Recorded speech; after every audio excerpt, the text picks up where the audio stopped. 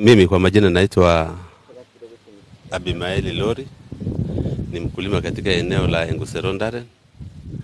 Niliandikiwa barua pia na DC kwamba niwajulishe wakulima wenzangu kwa niaba ya wakulima wote tukutane leo hapa tarehe 14 maktaba muda wa saa 4 ili aweze kutujulisha maamuzi ya tume yake aliyoiunda kwa ajili ya kutatua mgogoro ambao uko kati ya wakulima na wafugaji katika eneo la Enguserondaren.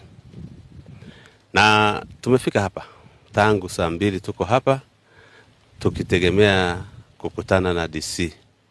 Lakini tulipofika hapa hatukuweza kukutana naye.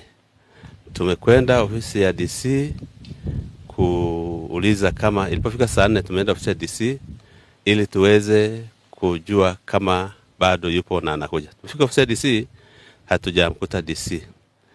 Tukaingia ofisi ya msaidizi wake Das, ambaye tulipofika kwake alituambia DC alipata dharura, amekwenda Arusha kwa mkutano, ameitwa Arusha kwa ajili ya mkutano. Sambamba na hilo walisema kwamba pia alifiwa, kwa hiyo amesema akitoka Arusha atakwenda Karatu, na akitoka Karatu atakwenda Babati siku ya Ijumaa, na ndio atarejea hapa.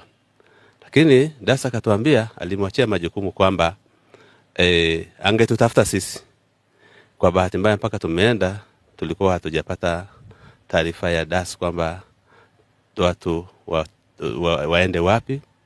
Ingawa pia alieleza kwamba alimpigia mmoja wetu, na taarifa ya mmoja wetu ilionekana alipata taarifa hiyo mida ya kama saa 3 hivi. Wakati huo wakulima wote tulishakuwepo katika eneo hili. Tulishakuwa hapa Kibaya kwa sababu wote hatukai hapa mjini. Watu wako wametoka sehemu mbalimbali. Wakulima wametoka wengine Arusha, wengine wametoka Dodoma, wengine Dar es Salaam, na walioko wengine wanatoka katika eneo ambalo linahusika. Kwa hiyo wameshafika hapa mjini. Kwa hiyo ndio tumekutana hapa ili kukutana naye. Kwa ndio hivyo hatukumkuta. Sisi kama wakulima tunamiliki hayo maeneo kwa muda mrefu. Wengine wana miaka 12, wengine wana miaka 10, wengine wana miaka 8, na wengine labda kama miaka 5 hivi. Kwa muda mrefu tumekuwa tukifanya kazi hiyo ya kulima katika maeneo yetu hayo. Hatujawahi kukutana na mgogoro mpaka katika kipindi cha kuanzia mwaka jana sasa na mwaka juzi ndio kulianza chokochoko ya kwamba wanataka kutuzuia, na bahati mbaya wamekuwa wakituzuia bila kuwa na zuio la kisheria ambayo linatuzuia kwamba tusilime hayo maeneo. Kumekuwepo tu na vijana wa wafugaji wa Masai wamekaa katika maeneo hayo na kuzuia mashamba yetu tusiyalime bila kuwepo na ofisi rasmi ambayo ingeweza kutusitisha kwa maandishi. Ukiingiza trekta pale wanakuja, lakini pia wanazuia trekta zifanye kazi, jambo ambalo hata sisi wakulima tungechukua hatua kungetokea mapigano kati yetu na wao. Na sisi kama wakulima tumeona tuwe wastaarabu, tusikilize. Kila wakati mwingine tunaitwa tu tunaitwa tu kwenda polisi, ambapo ukifika pale unashauriwa tu kwamba bana, kwa sababu kumekuwepo na migogoro ya kuzuiana, tunaomba usitishe kwanza hilo mpaka DC itakapotoa maamuzi. Kwa hayo maamuzi tulikuwa tunategemea leo angetuambia. Na kama ambavyo unaona muda huu si rafiki. Hiki ni kipindi cha mwisho cha watu kutaka kulima kwa sababu mvua nazo zinataka, tumeambiwa mvua ni kidogo. Tukichelewa kulima maana yake hatutalima. Na kwa hiyo ndio maana sasa tumeona ni kama kuna namna ambavyo haijawa sawa. Naitwa Emmanuel Munisi, ni mkazi wa Kibaya. Tumekuja kulima huku. Tunasikitika sana kutokana na hali inayojitokeza kwa sasa kwa ajili ya zuio ambalo sio rasmi.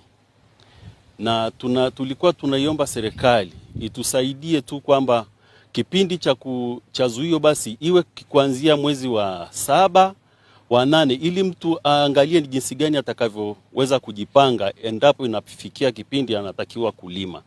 Lakini sasa hivi inakuwa kama tunashtukiza, watu wanakopa hela kwenye mabenki, kwenye taasisi mbalimbali kwa ajili ya kuingia kuja kulima. Sasa leo hii unaambiwa usilime.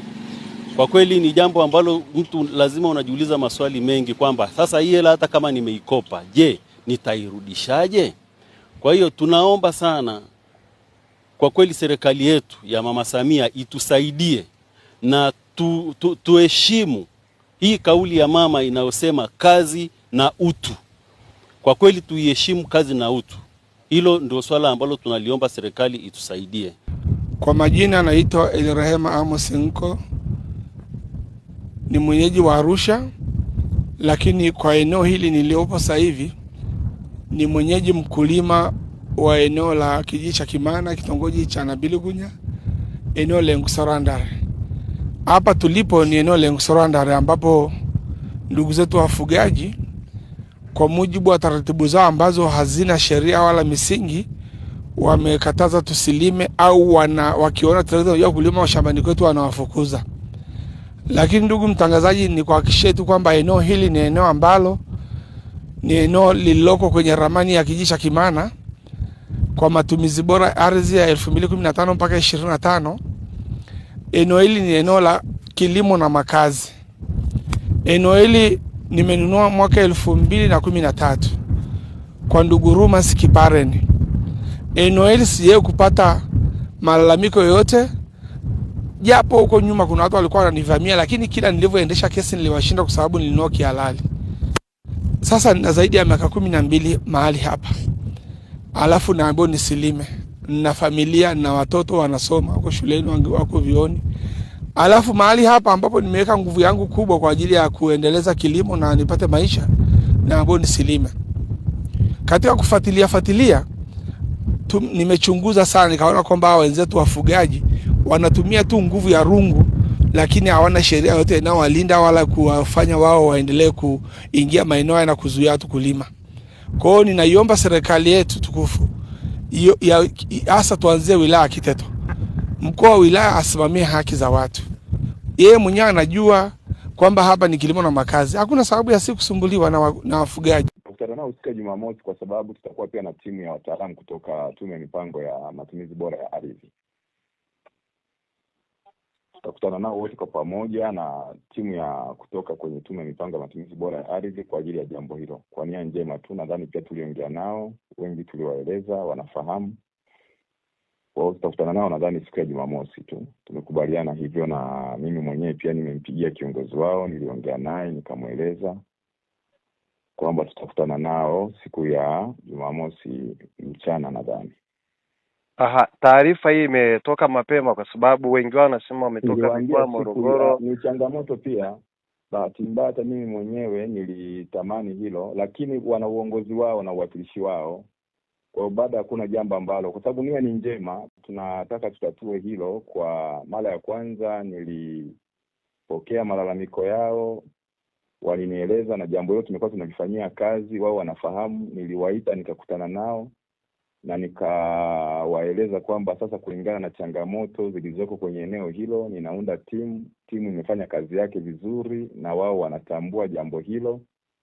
Lakini baada ya hapo tulikubaliana hiyo siku kwamba tungeweza kukutana, lakini ikatokea hiyo ya dharura. Lakini pia nikawafahamisha tu kwamba pamoja na mambo mengine tutakuwa pia na wataalamu, tunatarajia kuwa na wataalamu wa timu kutoka Tume ya Mipango kulingana na muktadha wa changamoto iliyoko pale. Alafu tutazungumza nao.